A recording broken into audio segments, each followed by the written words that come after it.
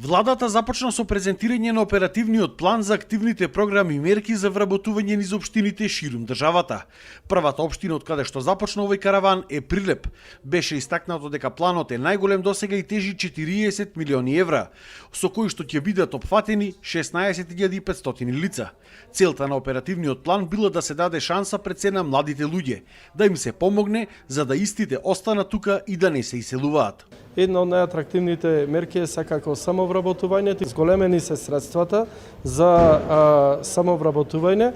За луѓе над 29 години се зголемени за цели 1000 евра, односно од 6 на 7000 евра, а додека за младите луѓе до 29 години, која беше и целта, се зголемени од 6 на цели 10.000 евра.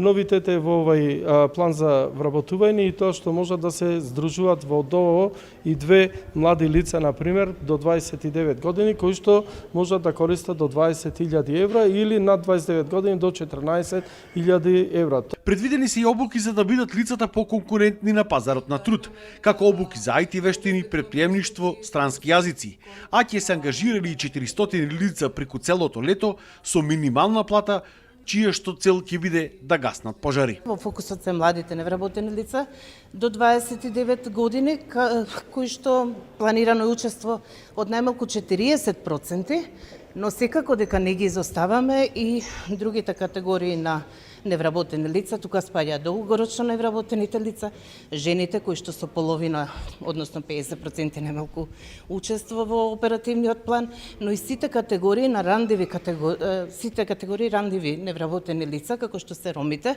за кои што е планирано најмалку 5% учество во активните мерки. Агенцијата за поддршка на претприемништво директно е вклучена во реализација на дел од активностите на оперативниот план и тоа во поддршката за самовработување преку ваучерскиот систем на советници кои што ги има Агенцијата за поддршка на претприемништво. Исто така од оваа година за прв пат агенцијата си ја зема обврската да ги земе и обуките за претприемништво, како и менторството. Во моментот во Македонија имало 94.000 активни баратели на работа.